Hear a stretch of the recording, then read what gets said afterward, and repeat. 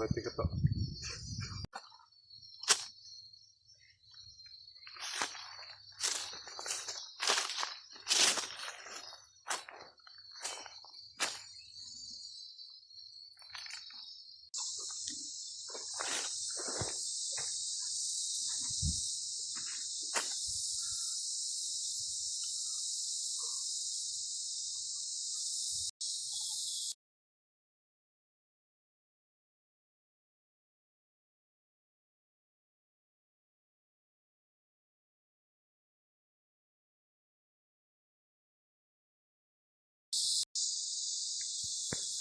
อันนี้เป็นหนำในป่าไซส์ขนาดกินได้เลยได้นำอันนี้นี่ยามฤดูร้อนอากาศร้อนแบบนี้นี่สามารถกินได้เลยมีปลาซิว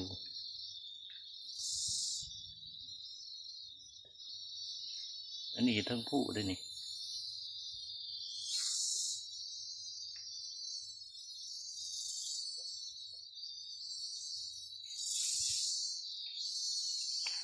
น้ำเย็นเย็นพี่น้อง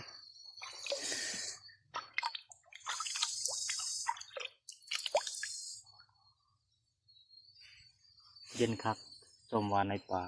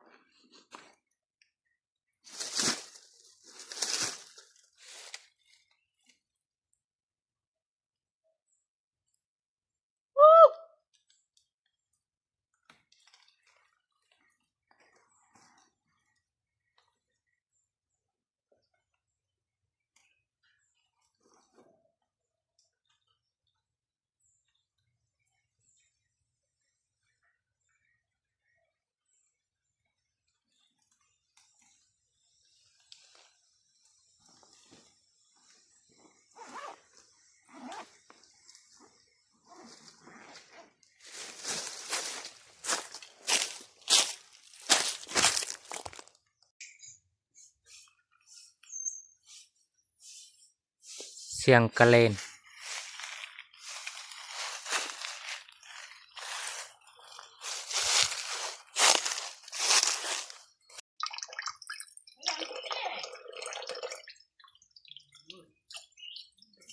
สาดิติ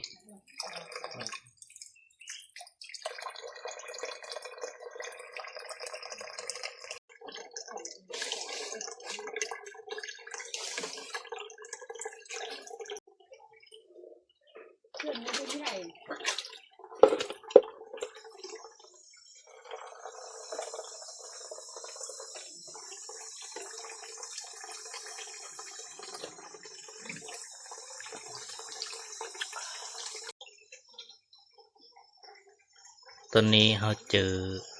ห้องหินเนาะซึ่งตามทฤษฎีนี่สถานที่แบบนี้นี่มักจะมีคำปนอยู่เนาะ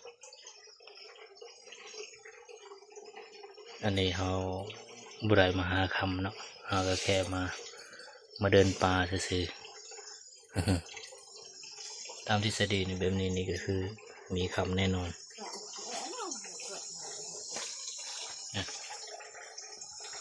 เอามาแต่ห้องหินตอนนั้น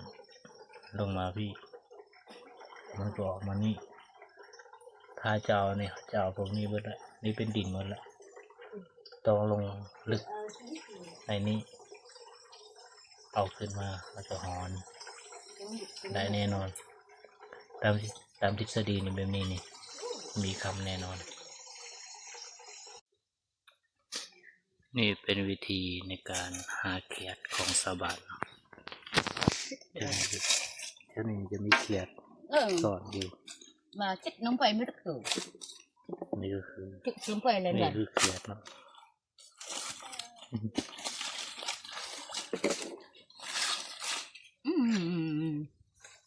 nó giữ này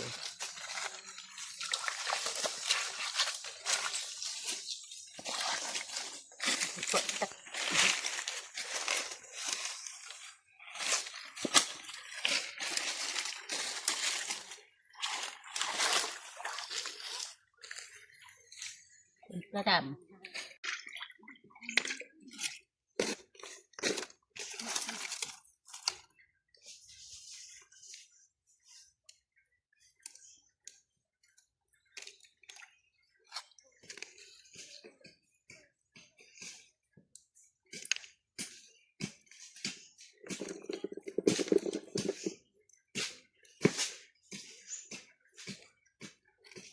châm này cái độc bự เบิ่ง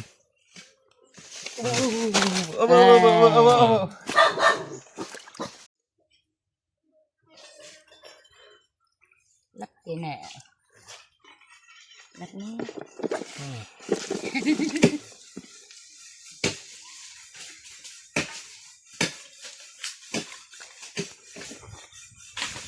ấy da Đấy, cổ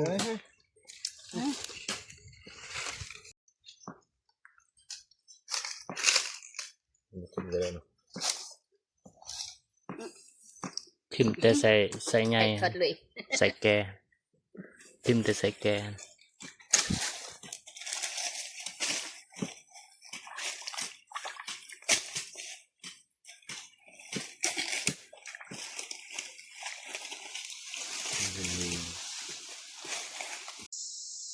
เอาละ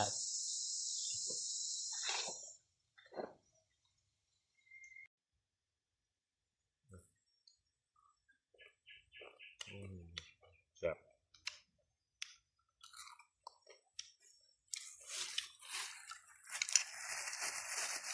กินข้าวปลาพี่น้อง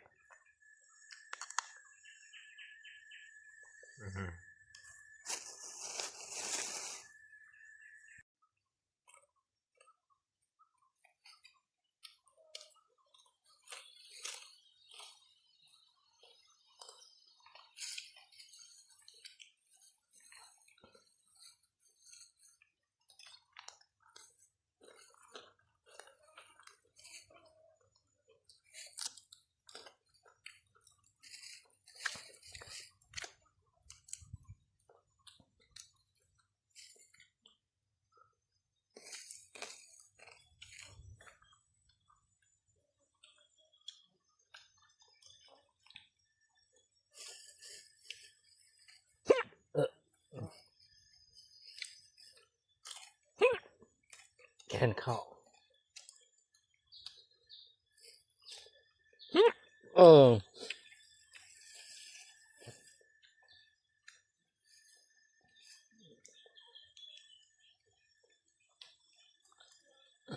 เออมีเคียง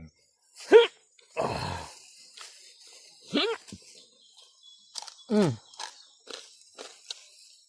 อืม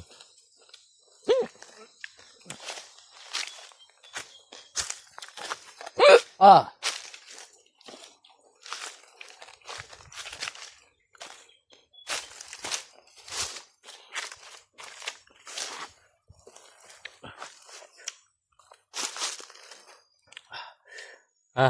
ท่านผู้ชมกินข้าวกันเด้อมาเด้อกินข้าวน้ำกัน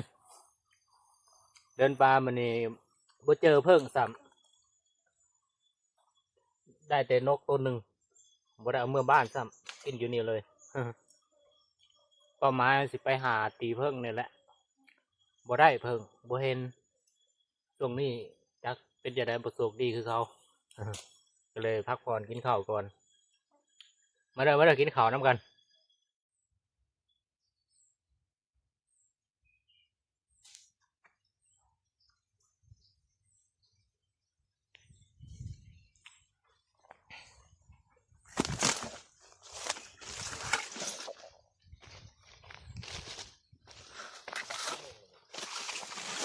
สำนั่นแหละ